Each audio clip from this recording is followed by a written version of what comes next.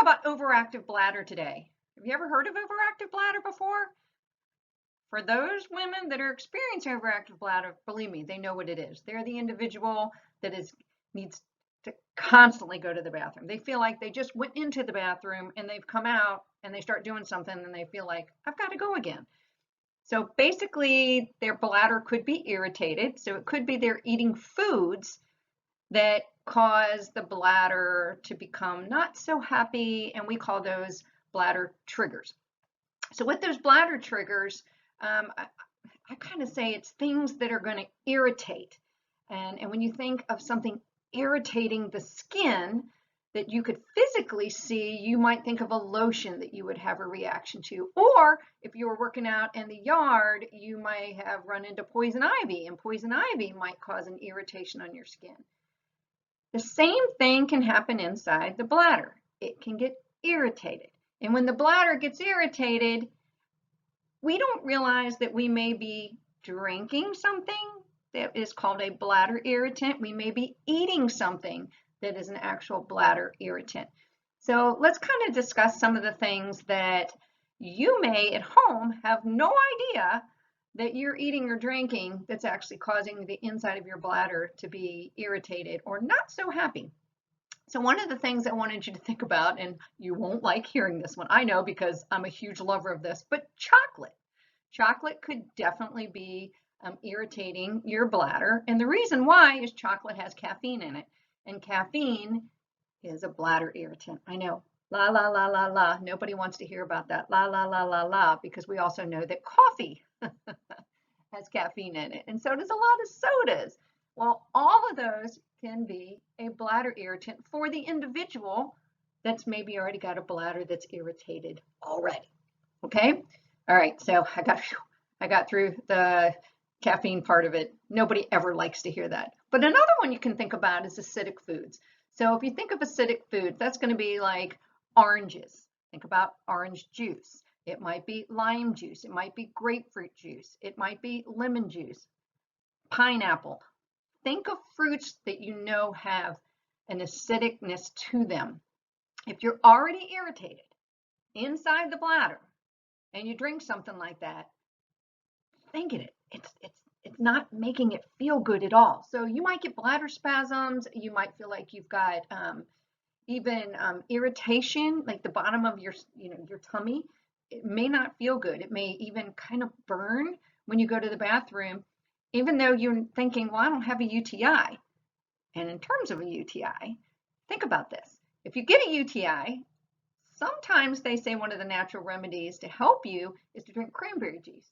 Well, cranberry juice is acidic. So not every person is going to have the same response from cranberry juice if they have a UTI, because if they already have an irritated bladder that's basically has that irritation inside, I don't think the cranberry juice is going to help very much. Another one, and this will be the last one that I'm going to mention today, because there is a lot of different things that can cause irritation to the bladder. But the last one is, just think about this. Drinks that have fizz, carbonated drinks. So you may be drinking something like a soda. You may be drinking something like club soda, seltzer water, sparkling water. And you might realize, you know what? I just had that to drink, and I now realize I'm having a bunch of bladder triggers. So my challenge for you today is, after you eat a food, notice, are you getting more triggers to go to the bathroom? And if so, take note of that. And when you eat it the next time, notice, wait a minute, I'm getting more triggers.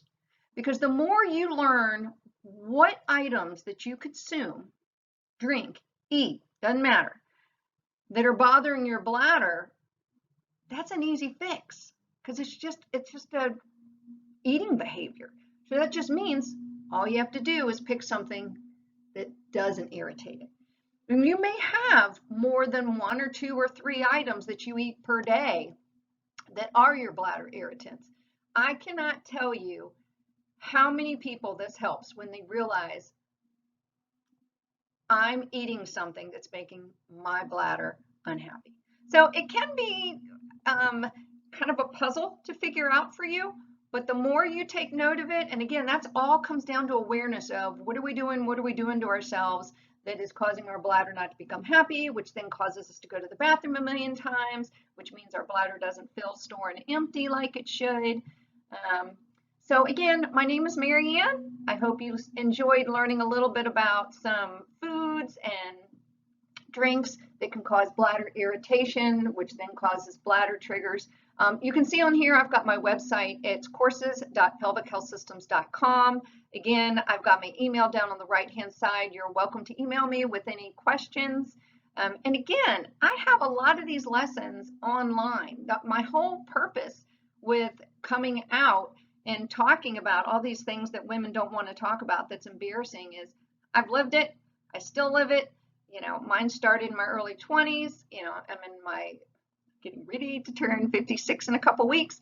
And I feel more women need to hear this information because it's just not stuff everybody wants to talk about. So I would really like to get more women communicating, talking, and helping us so we're not walking around living with, you know, pads, diapers, you know, leaks of urine that are embarrassing, or even with the bowels. I haven't even started talking about that yet.